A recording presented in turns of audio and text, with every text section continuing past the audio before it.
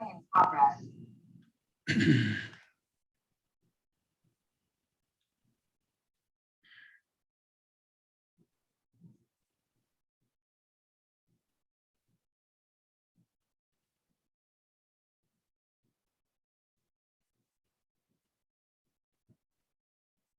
For those of you signing on, we see your names as you log on. You're invited as attendees, so you're in order to create Zoom attacks and things like that, we don't let you speak until called upon. So if you just know, we know you're there, and we will be inviting you to comment a little bit later. Just be patient with us. We're going to have a small presentation, and then we will open it up for you to make comments. Right now we have 6 attendees. We had 25 people sign up, so we're going to give it just a couple of minutes for people to sign up, get logged on.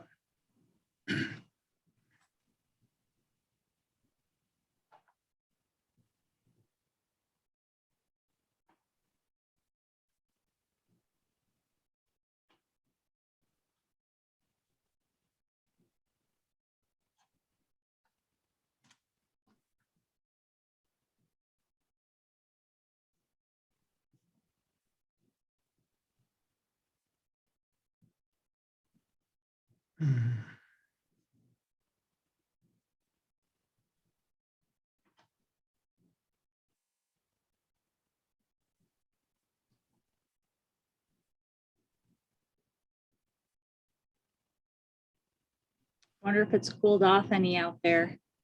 Don, I promoted you to a panelist just so that people know you're a staff member.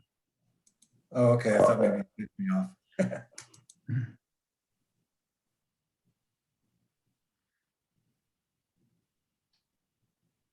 All right, well, we've had 6 people sign on, 7, and so I don't see a bunch of people coming on right now. It's 6:02. I want to be timely with your guys' evening. I'm sure that your family and other times are more important to you than sitting here all night talking about housing. The first thing that I would like to say is thanks for joining us tonight. Larimer County has gone through a partial code adoption last year, and we continue to work on our land use code on a variety of subjects, and housing is just one of those topics that we're wanting to look at to make sure that we're being inclusive as possible and considering, you know, the price of housing and other things that we understand that we're trying not to be part of the problem, but maybe part of the solution. So thanks for coming on and taking interest in this subject matter. My name is Matt Lafferty, as you can see on the screen. Jen and I have both put our emails on there, so you can email us at any time with comments or suggestions. We're open to those types of ideas. I know that tonight we're going to do a presentation. Jen is going to give us a presentation. We'll take 5-10 minutes. And then after that presentation, we're going to open it up for you to have share your thoughts with us. And so each person will be given a 4-minute window to share your comments. And I realize that's a short window, but sometimes these meetings get relatively large, and then it gets, it extends the meeting time a very long time. So we'll give you 4 minutes. I don't expect that you're going to be able to get all your thoughts out in 4 minutes. So email us, let us know what you're thinking. We're going to put out additional information in the future. We'll ask for your comment on those things. So make sure you contact us virtually, you know, through other mediums, email, send letters to us, attend our open houses and stuff, and we'll make sure that we consider your thoughts throughout this process. So with that, I'm going to have the other staff members that are present here tonight introduce themselves. I'll turn it over real quick. Don Threewood is with us. Don, would you please introduce yourself? Hi, everyone. Don Threewood. I'm the current planning manager for Larimer County. Very good. Thank you, Don. And Jen Cram is my my co-part in all these projects right now, and she's a tremendous help and just bringing a lot of good ideas to this project. And she's kind of the lead on this housing project, so use her to your advantage. And Jen, would you go ahead, introduce yourself, and then I'm going to leave it at that, and you can start your presentation when you're ready. Great. Yeah, I'm Jen Cram, as Matt said. I'm a planner too here with Larimer County, and I'm assisting Matt with long-range planning efforts as well as doing current development review, and have been involved in some other areas with the county associated with housing, including participating with the strategic plan. And we just finished a housing needs assessment. That needs assessment is available on our website underneath land use code updates. And so at the end of this presentation, we'll make sure that you can navigate to find information on the website, because we do have additional resources. And as Matt said, we're available via email, phone call, submit comments to the website. This will not be your only opportunity to provide input on housing. You'll see here shortly that there will be other open houses as well as public work sessions and hearings with the Planning Commission and Board of County Commissioners. So with that, I am going to share my screen and get our presentation going.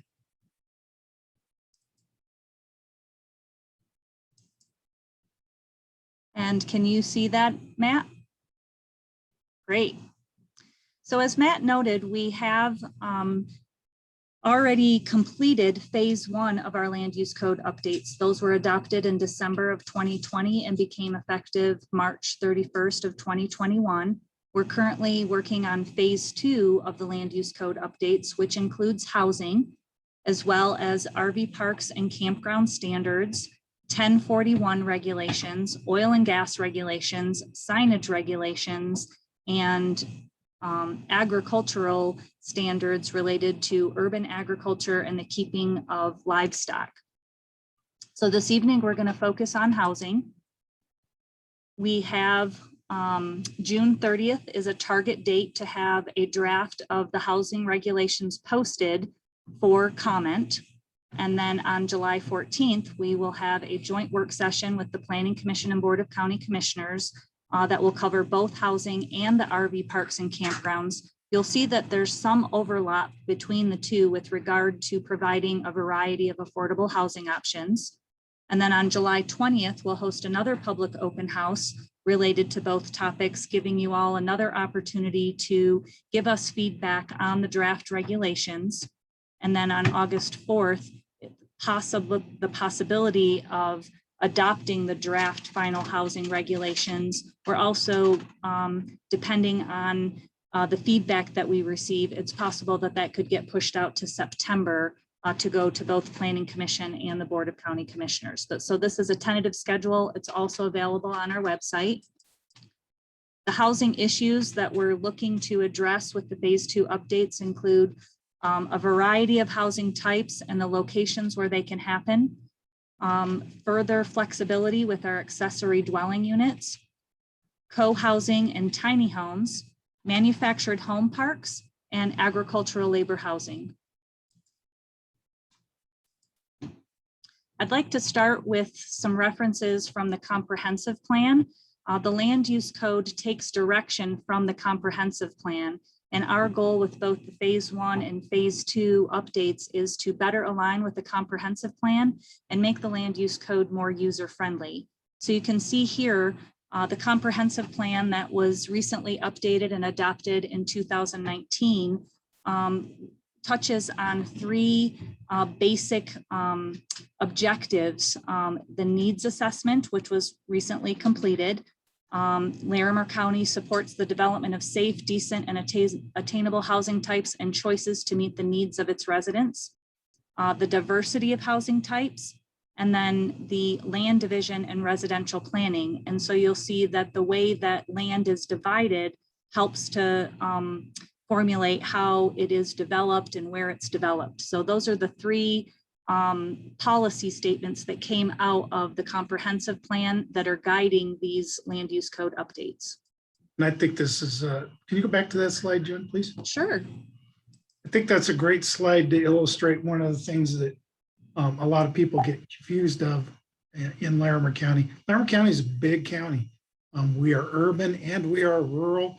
And then we have places like Red Feather and other places that are, somewhere between rural and urban that have things. And so those photos illustrate on the left that housing types, needs, diversity, densities and stuff are different across the county. And so when you think about housing and how it impacts our community, make sure you think contextually of where housing might occur in the county. Thanks, Jeff. And so we're going to briefly cover the updates that were accomplished in phase one. That included an expanded menu of housing types. So we added co-housing, live-work housing, single-family attached, and triplex or fourplex housing. We focused higher density residential housing types in the urban character areas. And that is because that is where services are provided, where you have public water, public sewer, public transportation, and things like that. There were no substantive changes made to accessory living areas during phase one. And you'll see that we already have a variety of accessory living areas or accessory dwellings. We carried forward the allowances for seasonal workers to occupy recreational vehicles. And then in phase two, we're looking to evaluate and expand the residential use types, allowances, and use specific standards. Here's an excerpt from the current land use code, and this shows you the types of residential uses that occur in the rural land use areas. And then you can compare that to the types of housing that occur in the urban area. And so again, going back to the comment where denser housing types, multifamily, will tend to occur in areas where there are public services, water, sewer, etc. But we want to hear from you if some of these housing types should be happening in the more rural area, or if there are any housing types that we've missed. With regard to co-housing and tiny homes, we believe that we should add tiny homes as a residential use type in the use tables. We would like to explore innovative land division processes to allow for individual land ownership within a tiny home community. And so currently, tiny homes are treated as recreational vehicles if they are on wheels, requiring hookups to water and sewer infrastructure. And so the policy questions that we're asking around co-housing and tiny homes are, should we include tiny homes to be redefined and allowed as another form of housing? And with that, should co-housing dwellings include tiny home communities? So we would love to hear from you about that here shortly. Next are the accessory dwelling units. We'd like to note that we currently have a variety of accessory dwelling units. There are the extended family, which allows for flexibility. That's a temporary type of accessory housing. So if you have a mother or grandparent that needs extra care, you would have the ability to get approval to have a full-size residence temporarily on your property for up to 3 years so that you can provide additional care to your family members. There's a caretaker dwelling that allows someone to live on the property where they're operating a business. The accessory dwelling that we used most often are the attached or detached accessory living areas. We're hoping to increase the flexibility of standards where appropriate, and the policy questions that we have formulated related to accessory dwelling units are: one, the current maximum size for accessory living areas is currently 800 square feet. We do receive a lot of requests to appeal this standard and go with a larger accessory dwelling unit. Should this square footage be increased overall? We'd also like to hear from you as to whether ADUs or accessory dwelling units should be a use by right in all residential zone districts, with, of course, contextual standards for size and location. Again, it needs to be appropriate for the water that's available, the sewage disposal that's available, and really, going back a step, the idea for, or the intent of an accessory dwelling unit rather, is that it is subordinate or smaller than the primary residence. And so we don't want to allow 2 primary residences on every property. We want it to still function and have the character of a single family residential neighborhood. So generally the accessory dwellings are smaller than the primary residence. but perhaps it would be appropriate for you to have a larger accessory living area if you had a larger property, say a 35-acre property as opposed to a 2-acre property, because then the context would be different. The third question that we're asking, or policy question, is should ADUs be able to be rented long-term? Currently, once an accessory living area is approved, it cannot be rented at all. And so we are really trying to tackle our affordable housing situation here in Larimer County, and believe that if a short-term rent, if an accessory dwelling unit could be rented long-term, that would provide more rental opportunities within the county. With that, we also are asking the questions as to whether or not short-term rentals should be prohibited. And then lastly, should the county allow tiny homes on wheels to function as accessory dwelling units? Moving along to manufactured home parks. We are currently evaluating the allowances in the manufactured home park zoning with the updates to accomplished in phase 1. We actually converted our M1 multifamily zone district to an actual manufactured home park zoning district, which could allow for protection of these manufactured home parks from being developed in other ways. So we would like to look at these development standards to look at maximum densities, site layout, and screening to ensure effective preservation of the existing housing stock. And so the policy question we're asking here is, should existing manufactured housing parks be preserved and or more formally protected? And then there is agricultural labor housing. As you all know, agriculture is a huge part of the character and culture of Larimer County. And so they have unique housing needs for the agricultural laborers that are there. We would like to strengthen our standards to specify the types of housing appropriate for agricultural labor housing based on land use factors, such as, again, comes the requirement for adequate public facilities such as water and sewage disposal, the size of the property, and also considering the impacts to neighbors. And so aside from the current housing types offered, should additional types be allowed as structures for agricultural labor housing? For example, RVs and tiny homes to allow for greater flexibility. And so this wraps up the topics that we are looking for input tonight. And I do want to mention that, again, here is the contact information for both Matt and I. If you have additional questions or comments, if you think of something after this evening's meeting. And with that, I'm going to stop sharing my screen for a moment. I'm happy to come back to any of these slides if they would help you for reference to discuss your comments further. But otherwise, I'll stop sharing and we can open it up for your comments.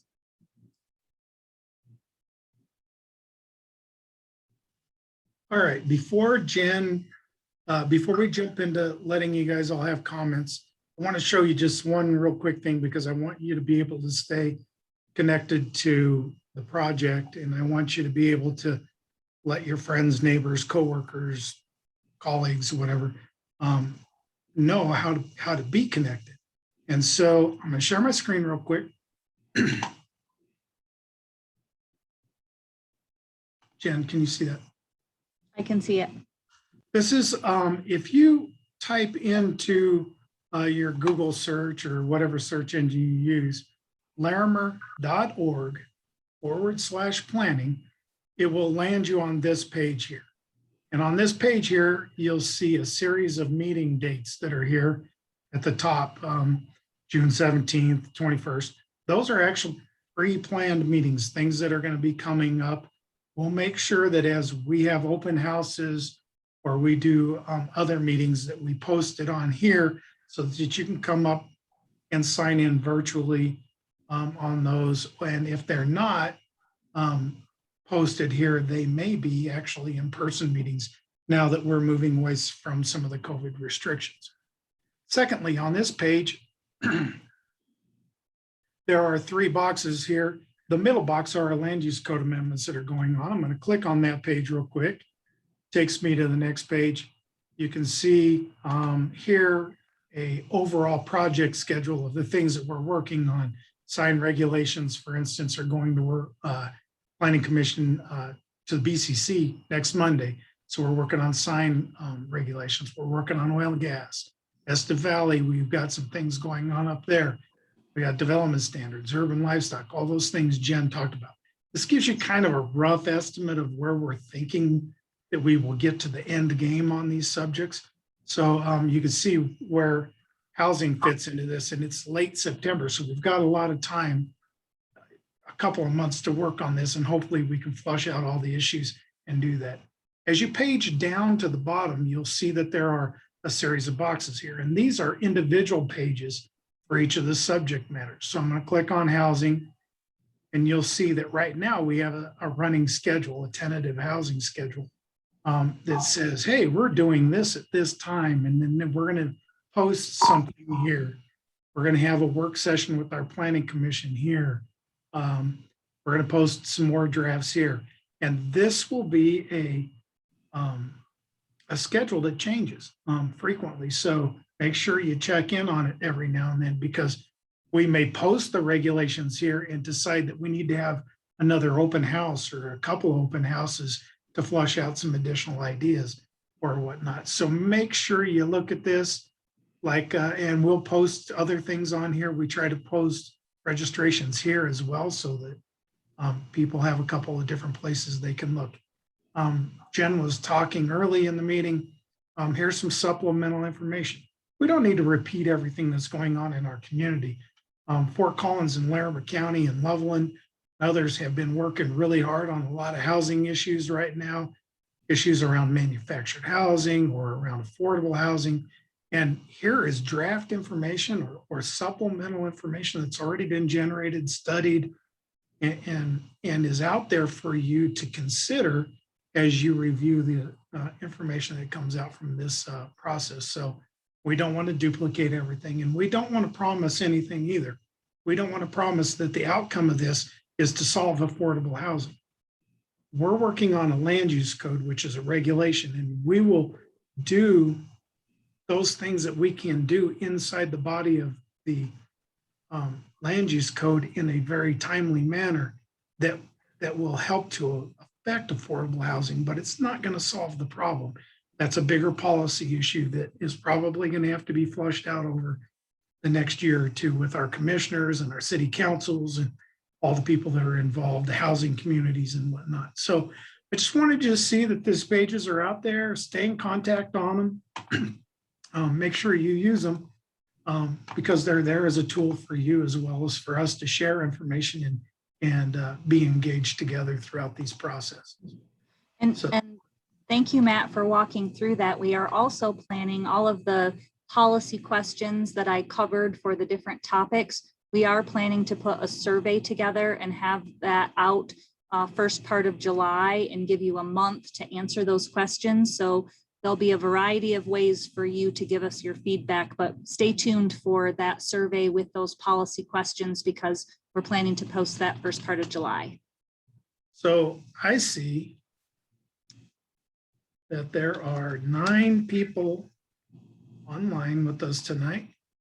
And if I give you each 5 minutes to talk, which is a lot more than what we use, I think that'll probably give us all about 45 more minutes in this meeting, and then we can get off to spend time with our families and friends and get ready for tomorrow and whatnot. So I'm going to up it to 5 minutes. You have 5 minutes. The way you get to speak is go to the bottom of your screen, and you'll see that there's a whole bunch of options. Hit the raise hand button. Thank you, Marie. Just did it. Marie, I can see you signed up. I will unmute you, and then I will tell you that you can speak, and then you get your 5 minutes. I kind of ornery. I tend to let you know at 30 seconds that you got 30 seconds, and then as we get close to the end, I'll try to have you wrap up your comments, and then if you go too long, I might just cut you off. So don't put me in that situation. I don't like doing it. So I see people are signing up. Marie, thank you for joining us. You're free to speak. Well, I don't think you're going to have to cut me off because I really more have a question. So it just depends on how long your answer takes. Okay. First, I would like to say I do appreciate that you're addressing this. I live in a tiny house. It would be great to not be relegated to living in an RV park because I live in a tiny house. So I'm very grateful that you're doing this. If I understood correctly earlier, Jen mentioned something about sort of coupling the idea of co-housing and tiny houses, that sort of those sort of property types together. Do you have did I understand that correctly? And do you have a sense of what that looks like? Yes, we are. So right now, one of the updates that happened with phase one was that we introduced a new housing type for co-housing. So there's a definition of what that looks like. There's some common elements that are shared in things. And so the policy question is, should tiny homes be a housing type within that co-housing development? We're also looking at creative ways for land divisions so that a tiny home could be on its own lot that is owned by the tiny homeowner. So we're really trying to be creative. I think, Marie, you know that we have some challenges right now with how the building code and the state deals with tiny homes, but we want to be out ahead of that issue. We know that our commissioners are working on that. And so, yes, we want to introduce tiny homes as a housing type, and that housing type could be part of a co-housing project. Did that answer your question? Yeah, it did. And like I said, I just want to say how much I appreciate that you all are being forward thinking in this way.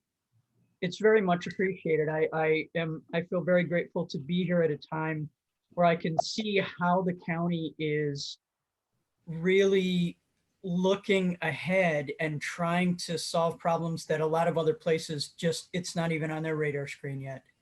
So I'm grateful for that. Thank you.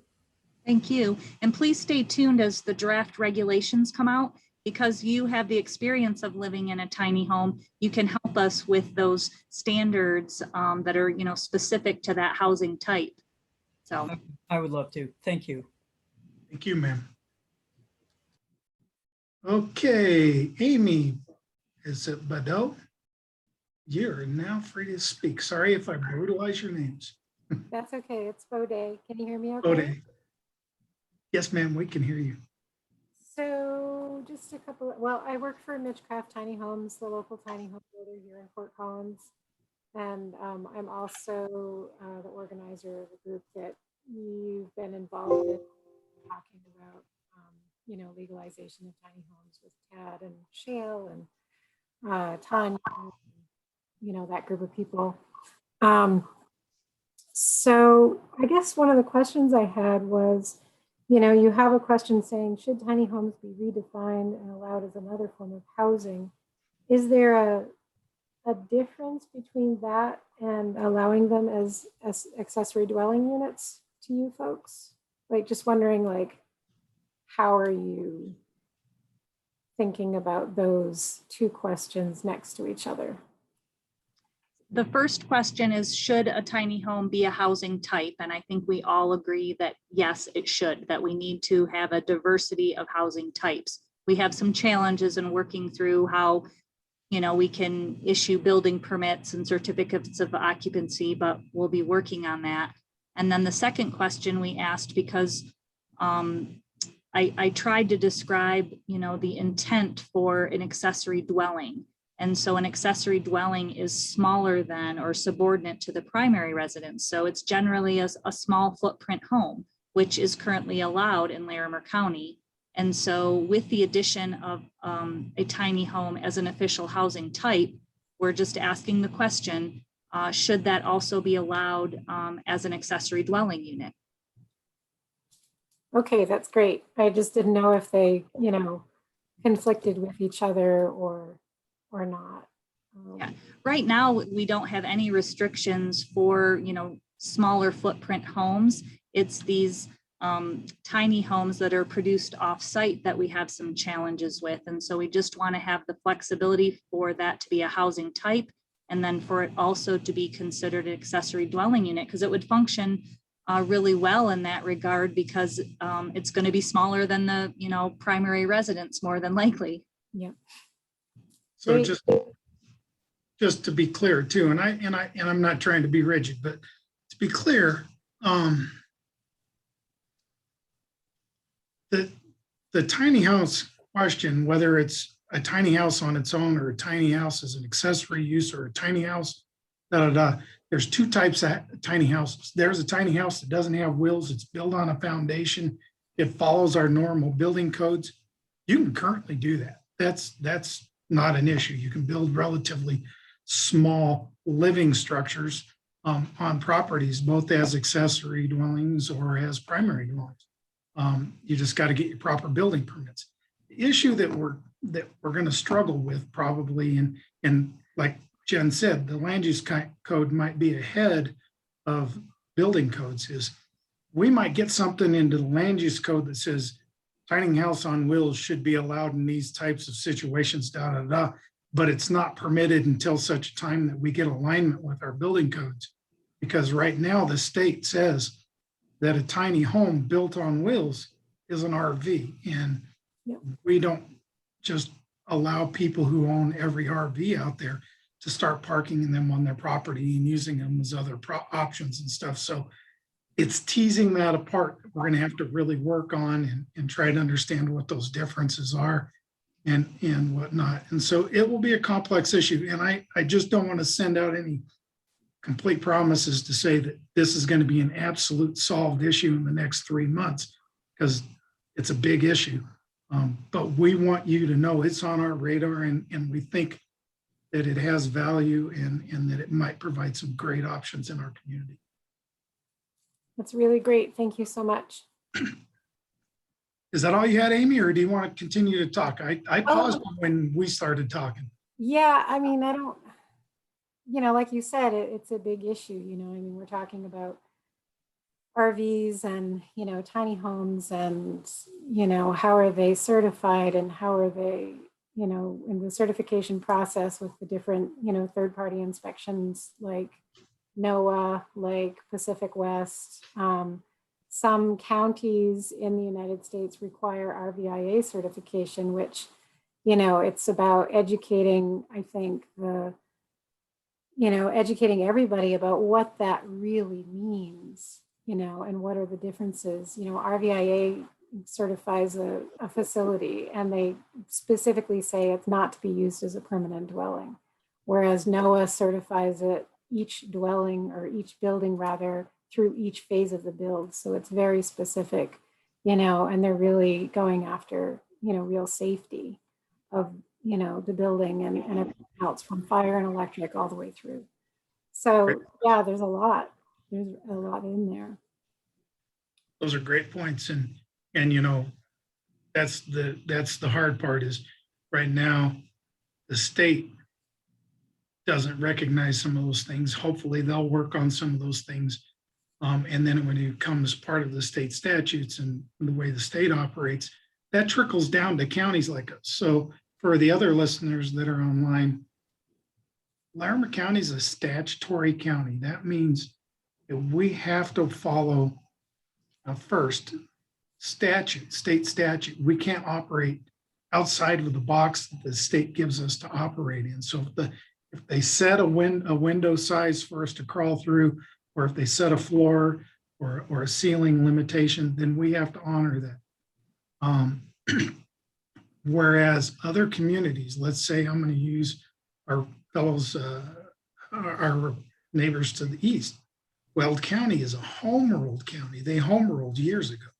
And when a county or a city home rules themselves, what they're doing is they're allowing themselves by vote of the citizens to operate somewhat differently than what statute holds them to in many cases. And so you might see some communities that would be allowing something, but another community right next door can't. And it's by virtue of whether or not you're a statutory county or a statutory city. And so, sometimes understanding some of those implications really goes a long way to explaining why and why not in some jurisdictions. Amy, is there anything else you would like to add? I think that's it for me for tonight. Thank you so much. I appreciate your comments. Thank you for joining us tonight.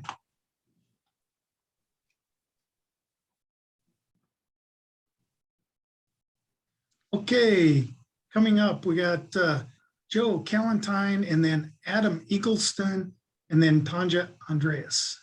So Joe, you're welcome to join us at this time. If you just unmute yourself. Great. Can you all hear me just fine? Yes, sir. Yes. Thank you very much. I certainly want to echo Maria's sense of gratitude for you guys taking the time and being forward thinking in terms of tiny homes. I know I'm the third person now speaking about tiny homes. I come to you on two different standpoints. First, I am a tiny home owner. However, I do not live in my tiny home because technically they're illegal.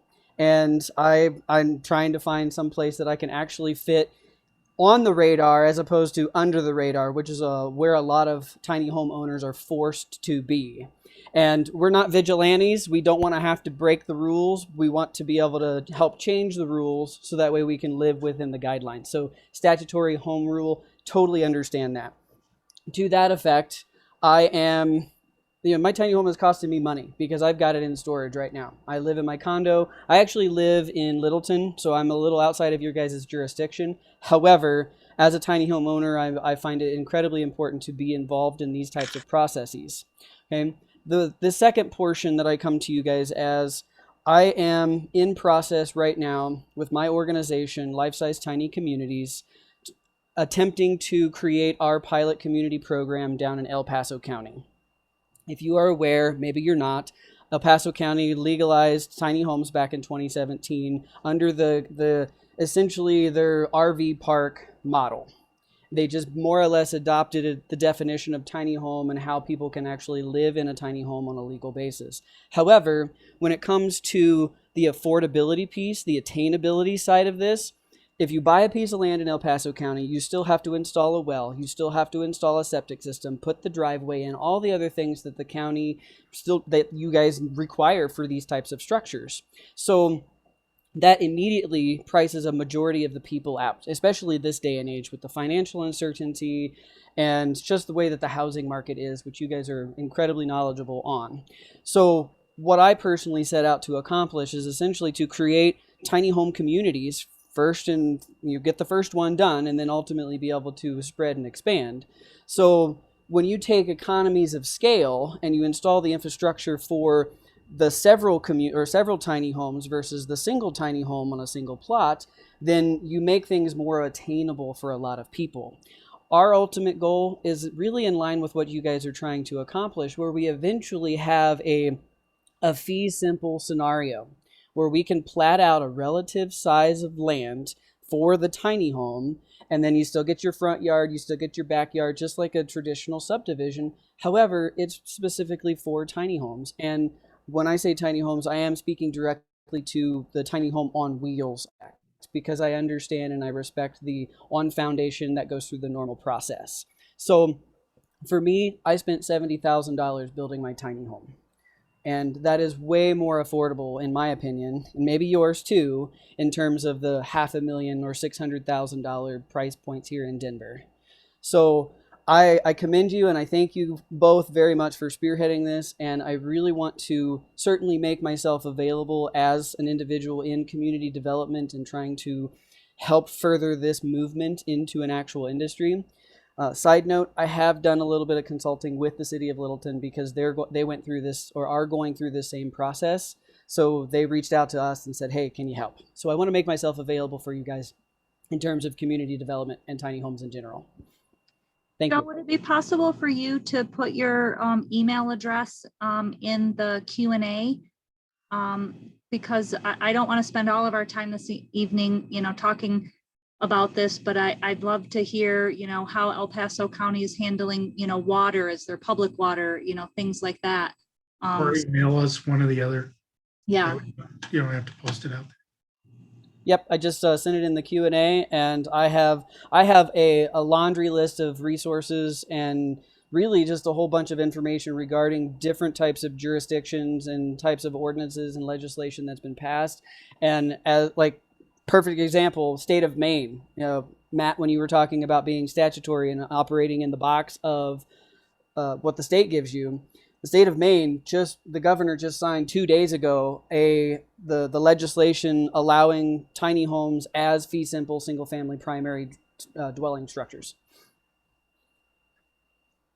This is really wonderful. Well, I know that this state, you know, there's a group called Colorado Counties Incorporated, and there's Yep. other things, you know, there's a lot of people pushing at the state level for the legislature to look at this issue and to understand it better, and to hopefully make some changes to state statute that will give local communities a little wider window to separate RVs from tiny homes.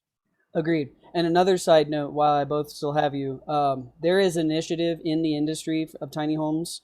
Right now, there's several of us professionals that are working with ASTM, the American Society of Testing and Materials, to essentially work within our industry so that way we can consult with the different types of industry professionals, builders, legislators, anybody that can be a stakeholder in this initiative, to essentially create that needed framework for tiny homes, and specifically movable tiny homes, so that way we can come to you as a professional industry and say, okay, Larimer County, here is a nice little package with a nice little bow on it, and then all you got to do is say yes. That's what we're trying to accomplish. Thanks. All right. That was a good conversation. Thank you so much, Joe, for your comments. Absolutely. Thank you. And that's all I have. Just real quickly, I wanted to point out a couple of things while that was going on. Lori Catterich joined our staff here tonight, and Lori is what we call our CPIR director. She oversees a variety of departments, and one of those departments is the Community Development Department. And she works directly between our department and the Board of County Commissioners Office on a lot of things. And so she's listening in, and just wanted to know that she brings a great ear and is a good sounding board to share information between our two groups, the city, or between us and the county commissioners. So thanks for joining us, Lori. Also, I would say that Gary Green on our planning commission has joined in. So there are people listening in that will make a difference in these conversations. So thanks for that. Okay, we got two more speakers at this time. So Adam Eggleston, I'm sorry, and then Tanja Andreas. Adam, you're free to speak. Thanks so much for hosting this evening. A couple questions I have a little bit on more of the attached tiny homes scenario is I know something that Fort Collins is faced with going with and builders in Fort Collins trying to build smaller units is the capital improvement fee stack is not set up in a way that makes it cost effective to build smaller homes. So I know that may not be directly involved with the land use code, but I think it may be adjacent enough to have a conversation if there's intention to push the ADUs and tiny homes is to make sure the fee structure is adequately sized in order to make it cost effective to build smaller homes. And then with that is, I know most of Larimer County is in water districts. And so with that, I know Aurora, or maybe it's Arvada, has tiered water tap systems for smaller units. So I think that would be something that will also need to be addressed at the same time as this in order to make it cost effective, because right now I think it's $70,000 for a water tap in most of Larimer County. And so when the cost, regardless if you build 1,000 square foot or a 4,000 square foot home. So I think that's something to consider. And then more importantly, with the ADUs, have you looked at, so there's some builders that's doing ADU style homes as they're building them now, because multi-generational housing is becoming such a trend, where I think the last thing I saw was like 21% of all homes now have multiple generational living going on. So builders now are building that. So are the ADUs guidelines or thought process will include or make it easier to build those being included, ADUs included in the building envelope. And then on a side note, for the detached ADUs, Windsor has done where they don't charge additional water tap if it's below 920 square foot ADU. And so wanted to see if there's any discussion on that, if ADUs are sitting within a size parameter, if the existing water taps for those parcels or that those lots can be shared. Because I know smaller homes is becoming more of a trend and needed. Millennials want them, and we need the housing types for sunsetters, seniors, and also first-time home buyers, and kind of everyone in between. So I don't know if that's much of questions, except for insights or thought process I've seen from working with the City of Fort Collins and NOCO Housing Now, and the Government Affairs Committee for local border builders. I got about 15,000 comments to that. And that was really I know. good conversation. I think I can tackle a few of them, Matt, and I took notes. So I think that you're correct, Adam. Water is going to be an issue. And in Larimer County, we have multiple water districts.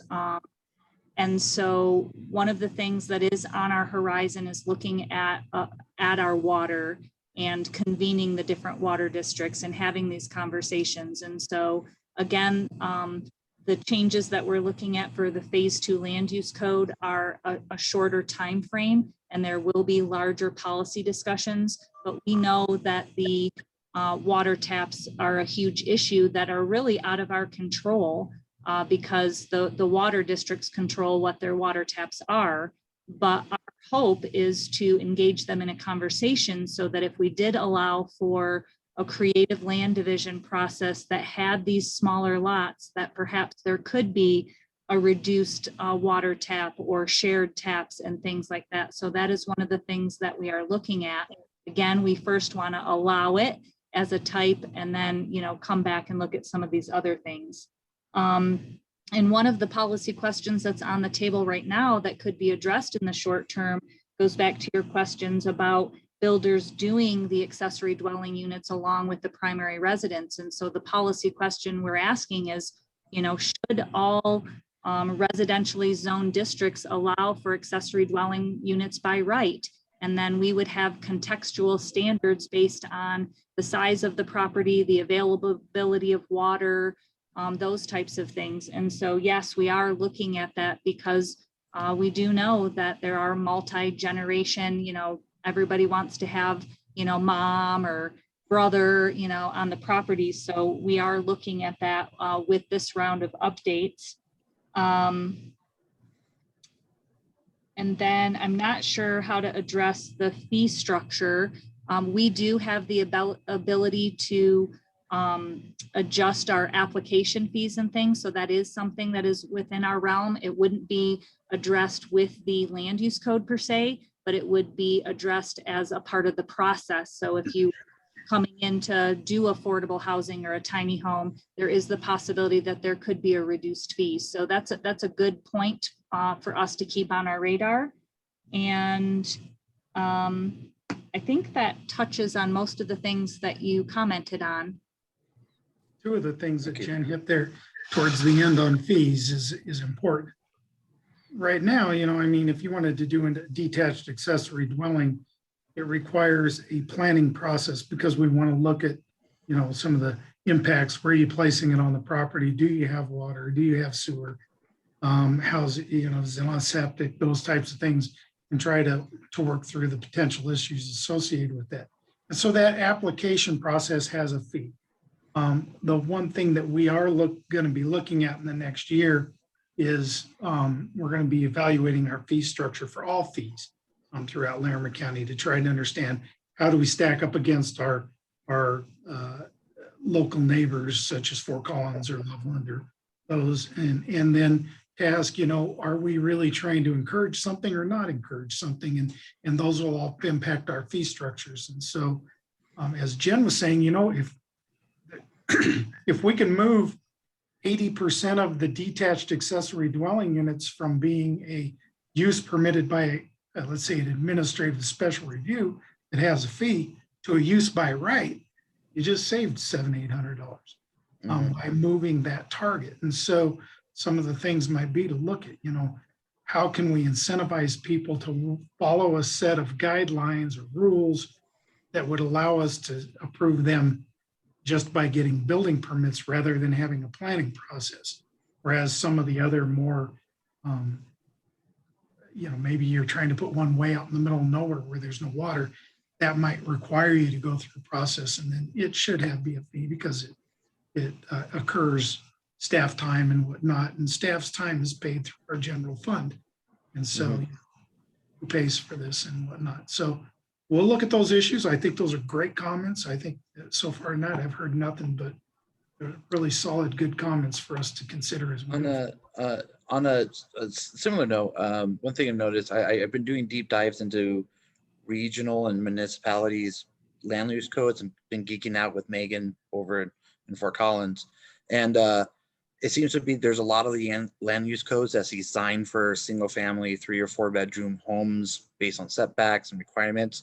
So if, as looking at smaller homes and ADUs, having more of a flexibility in code when it comes to setback requirements or positioning or creative designs. I know there's some conceptual building going on in Finland and Canada that are almost 3D printed or high density foam rather than wood. And they're more inexpensive and they're more durable and on the energy efficiency. So, and this is a conversation that a lot of cities are having and areas are having, that the land use code currently is set up for a single type of unit rather than the flexibility for creativity unit. So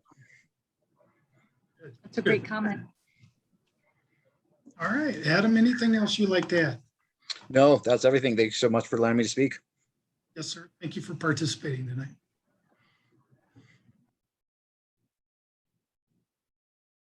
Okay, and we had somebody come online while we were in that conversation. If right now the thing is for whoever joined in the last few minutes, if you want to have a discussion with us tonight, a little bit of time to provide us comments, use the raise hand button at the bottom of your screen. We're allowing everybody 1 5-minute opportunity to speak.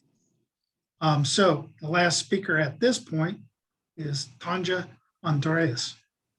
Tanja, please feel free to unmute yourself and speak.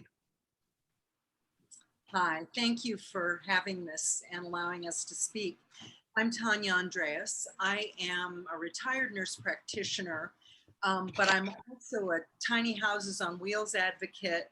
I own a small urban farm. I'm in the city limits. I'm actually on the border of city limits and county in Northeast Fort Collins. But I do have a small farm. There's a market garden here. I'm grandfathered in for livestock. I have llamas and sheep and poultry. And I'm sort of speaking as a member of the tiny home community. I don't live in one, but I sort of live in one 1,000 square foot old farmhouse, original farmhouse, which now would be considered pretty tiny, 1,000 square feet. I'm also a member of the Larimer County Farmers Alliance and the Rocky Mountain Farmers Union, kind of looking at agricultural, or I prefer to say farm ranch help housing.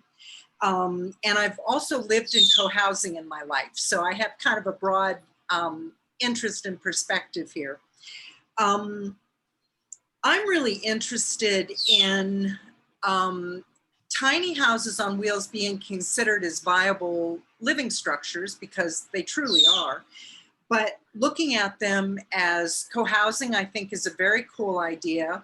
Either owning the land that they're on, or in a cooperative situation, or an RV park, or as ADUs. But I don't really want to limit it to any of those, because I think, for example, a situation like mine, I'm retired. I manage this farm on my own and do fine, but I can always use help.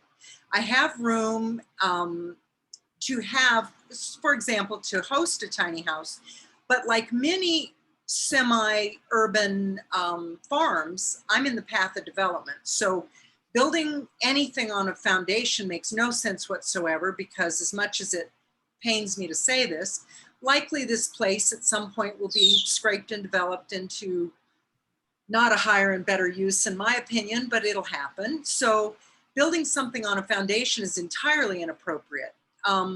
It just would make no sense at all. And being able to have an ADU as a tiny house on wheels, rent it, would bring in income, which anyone who's retired could probably use, plus help. And I certainly could provide a good situation for a single parent with a child, or a young couple, or a grad student, or, you know, any variety of folks, and offer affordable, high quality living situation. So, yeah, and I'd certainly like to, I've been involved and would like to continue to be involved in these conversations, because I think I have a kind of unique perspective, and would be happy to share and see if we can figure out ways to make this work. Certainly, I think it's important as an ADU to have the utilities attached to the main house. It certainly seems like a lot of houses being built now, they're 5 bedrooms, they have 4 teenagers in them. Each teenager, of course, needs a 4-hour shower a day. You know, we know this.